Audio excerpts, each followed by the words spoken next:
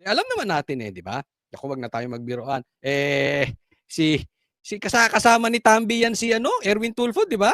Nag-iikot sila, meron silang nire-raid na nag-iimbak daw ng bigas. Oh, 'di ba? Kasama yan si Tambi, naku, magkasama yan. Oh, kaya pala ang ingay-ingay nitong si Erwin, may pinoprotect. Huwag mong sabihin na hindi mo prinotektahan yan. Huwag mong sabihin hindi ka nakinabang diyan. Party list mo yan. Oh. Ngayon, kung hindi ka nakinabang diyan, i-deny mo. Magkaroon ka ng statement. 'Di ba? Patunayan mo, pero imposible. Hindi ako maniniwala. Kayo ba maniniwala? Naku, Erwin Tulfo. Erwin Tulfo. Narito ang Balitang Pinoy TV.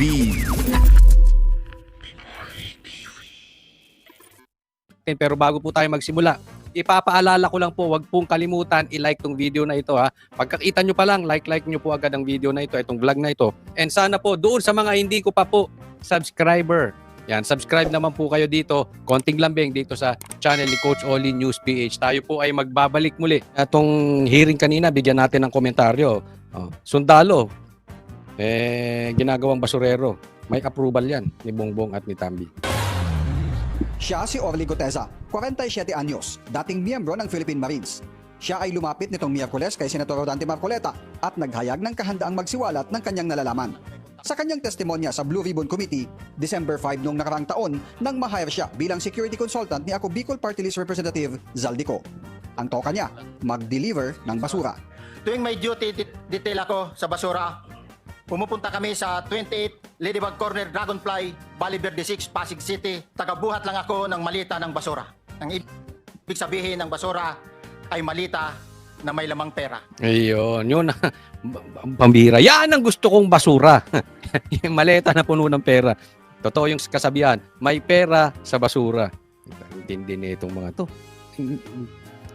Mali-maleta na pera. Bihira, tigi 1,000. Hindi ko pa na-try yun kahit tigi 100 na. Pupunuin mo yung maleta ng pera. Grabe, no? Parang, pagtitingnan, hindi talaga mahirap ang Pilipinas. Mayaman ang Pilipinas. Yun nga lang ninanakaw. Ang bawat malita ay may lamang humigit kumulang 48 million pesos. Isang maleta, 48 million. Di pa ako nakakakita niyan. Sana makakita, oy. Zaldico, Tambi, balato naman. The joke lang. Sa inyo na yan. Ayoko ng perang galing sa nakaw. Ay, nako, pambira. Oh. Hindi ko ma-imagine ang laki ng problema ng Pilipinas. Kaya nga naman, nagiging sarswela, tawag nila dito sa hearing. Sarswela. Isipin mo, lahat na ng pangalan lumalabas. Wala pa si Bongbong. Konektado to. Ang nabanggit niyang address ay bahay umano ni Congressman Ko. Bukod pa ito sa Horizon Residences sa Bonifacio Global City. Pinangalanan din ni Guteza sina John Paul Estrada at Mark Teksay na mga executive assistant umano ng kongresista na nakatoka namang tumanggap ng mga basura. May isa niyang pagkakataon na may kinuha silang mali-maletang pera mula sa Pasig. Ang isang ehemplo na nagdala ng pera ay si Congressman Eric Yap ng AXIS Party List. Nako, patay ka. Erwin Tulfo. Yung partido mo, yung party list mo, anong pangalan ng party list niya? Sarap diinan nito. Man Eric Yap ng AXIS Party List. AXIS Party List. Eric Yap. Lista na nga natin. Eric Yap. Yari ka. Ang linis mo. Alam naman natin di ba? Ako, wag na tayo magbiruan. Si kasama ni Tambi yan si Erwin Tulfo, di ba? Nag-iikot sila, meron silang nire-raid na nag-iimbak daw ng bigas. 'Di ba? Kasama yan si Tambi, naku, magkasama yan. Kaya pala ang ingay-ingay nitong si Erwin, may pinoprotect. Huwag mong sabihin na hindi mo prinotektahan yan. Huwag mong sabihin hindi ka nakinabang diyan. Party list mo yan. Ngayon, kung hindi ka nakinabang diyan, i-deny mo. Magkaroon ka ng statement. 'Di ba? Patunayan mo, pero imposible. Hindi ako maniniwala. Kayo ba maniniwala? Naku, Erwin Tulfo. Erwin Tulfo, party list mo ba 'yan? At si Eric Yap, kailangan namin madinig ang iyong pagtanggi o pagsang-ayon. Patunayan mo. Dawit ka rito, pambihira. Kaya pala. 46 na malita ang dala niya sa bahay ni Congressman Saldico sa Valle Verde 6. 46 na maleta. Nangangahulugan daw na isang maleta nasa 48 million. Wow! Matlupin! Ang nasabing mali-maletang basura, inilipat niya nila sa bahay ng kongresista sa BGC Taguig bago i-deliver sa ibang bahay. Dito na idinawit ni Gutesa si dating Speaker Martin Romualdez bilang isa sa mga nakikinabang umano sa mga kickback mula sa maanumalyang flood control projects. Bago ibaba ang nasabing basura, ito ay bawas na.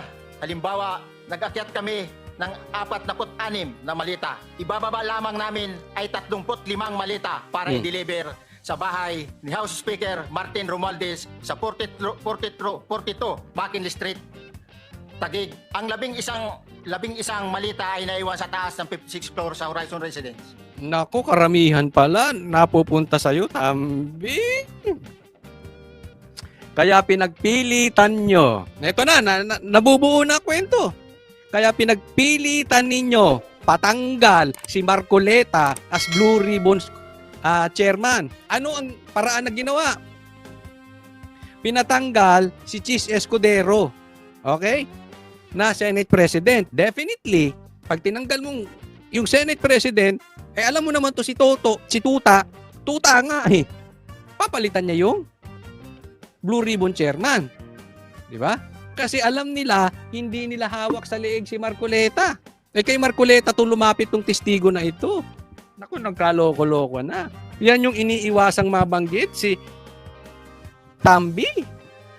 Naku, patay tayo dyan. Ha? Ngayon, nabubuo na. Talagang si Tito Soto, si Lacson, tapos itong triangle offense, etong si Tulfo, si Erwin Tulfo, may sabit din. Alam nyo mga kababayan, ito sa tingin ko rito dalawa lang. Sobrang malawakan itong korupsyon na ito. Ang lawak nito. Hindi lang po si Tambi rito. Hindi lang si Saldi rito. Maraming dinaanan. Okay? Sa lawak nito, ang hirap gibain. Bakit? Dahil nga maraming dinaanan. So, dalawa lang ang posibilidad kaya tayo nahihirapan ngayon. At bakit maraming hawak sa lieg si Tambi? Una, maraming pera. So, alokin ka lang niya ng kalahating bilyon, solve ka na. May pantakbo ka na sa susunod na eleksyon. Kaya posible na may mga hawak sa dyan sa Blue Ribbon o sa Senate.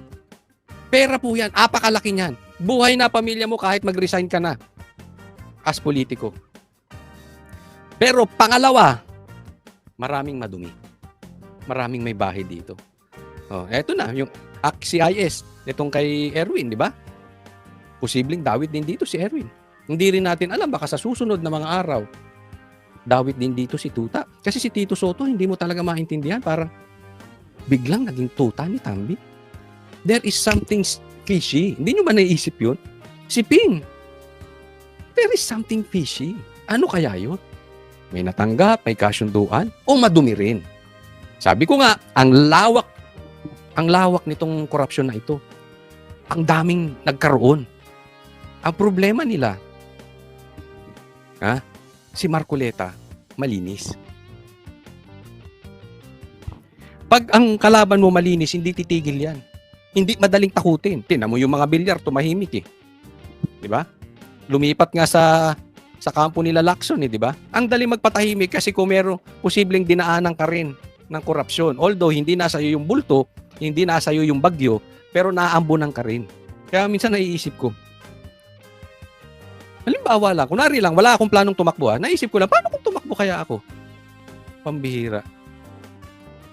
Papatayin siguro ako. Kaya sabi ko, wag na akong tatakbo. Kasi definitely, ito hindi po sa nagmamalinis. Hindi po ako mangungurap. Hindi talaga ako mangungurap. At magsasalita ako. Ang problema, talagang yayariin ka. Kasi pagka hindi ka nangurap, ikaw ang naiiba. Minamataan ka naman ng mga yan. Pag minamataan ka yan, ito magposibleng magsasalita to. Kasi hindi dumaan sa kanya yung korupsyon Wala tayong bala sa kanya. So, delikado buhay mo dyan. Ganyan po ang ano dyan. Kaya nga, ang sabi ko dito, hindi nyo ba napapansin, ang daming tahimik? Hindi dahil sa nabayaran. Ako naniniwala ako, madumi. Meron silang kinakatakot na pag sila ay nagsalita, ibabalik sa kanila. Eh madadamay sila. explore sa Horizon Residence. Sa pagtatanong ni Marcoleta, isiniwalat din ng dating sundalo na bukod sa bahay ng dating House Speaker sa BGC, nakapag-deliver din sila ng kickback sa kanyang bahay sa Nara Street, Forbes Park at sa Aguado Street sa loob ng Malacanang Complex. Ayun, sa Malacanang pa. Sa Malacanang pa. Hindi lang do sa isang bahay ni, kasi napaka-importante nito ha. Hindi lang doon, mamaya i-discuss ko kung bakit i-connect natin. Hindi lang doon sa isang bahay nag-deliver diyan sa McKinley. Yang sa McKinley, diyan yan yung dulo ng BGC eh. Oh, yung McKinley, hindi lang diyan naka-deliver, nakapag-deliver din sa Forbes Park at doon sa isa pang bahay. So maraming pinag-deliveran itong sundalo na ito, itong marine na to. Oh. I-connect natin yan mamaya. Pero hindi na raw niya matukoy kung sino ang tumatanggap para kay Romualdez dahil ang mga staff na raw ni Congressman Ko ang nakikipag-usap at tanging seguridad ang kanyang trabaho. Nabanggit naman ang pangalan ng isang Michael Yang na dating may-ari ng bahay sa Nara Street sa Forbes Park kung saan sila nakapag-deliver ng kickback para kay Romualdez. Umabot niya sa 3 beses kada linggo kung mag-deliver sila sa Forbes Park. Humigit kumulang 70 mga sundalo at pulis nila niya ang security detail ni Saldico. Pambihis. Nakakalula. Ay, pengi naman ng security, pabalato. Marami kaming basura dito pero hindi yung basura ng pera. Basura talaga. Total, ginagawa nyo lang naman ding basurero yung mga yan eh. Naku, pambihira. Private army yan, bawal yan. Ano ba to si Saldico? Presidente ng Amerika? Palagay ko meron bang, sa mga taga-US dito, paki-comment to. Kayo ba dyan sa Amerika, sa tingin ninyo, mayroong 90 na Marines na sundalong security si Trump? Kasi ito si Saldico, isipin mo, congressman lang. Party list pa. May 90 na security.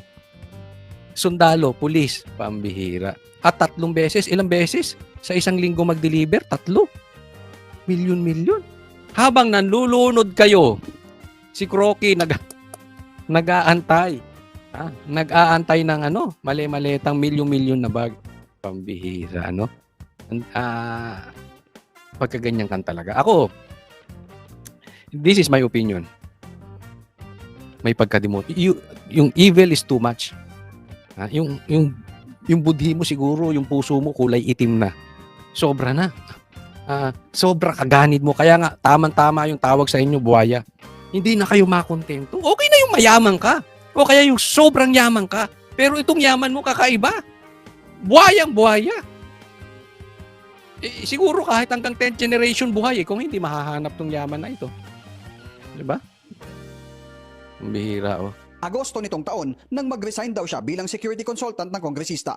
Kaya hiling niya ang proteksyon ng gobyerno dahil sa pangamba sa kanyang buhay at sa kanyang pamilya. Para sa agenda. Tingnan po natin ito Tingnan natin ang reaction dito ni Tambi. Okay? Siyempre, tingnan naman natin itong reaction ni Tambi Luslos doon sa naghahatid daw ng pera sa kanya. Okay? The so-called testimony of Senator Marcoleta's witness is an outright and complete fabrication.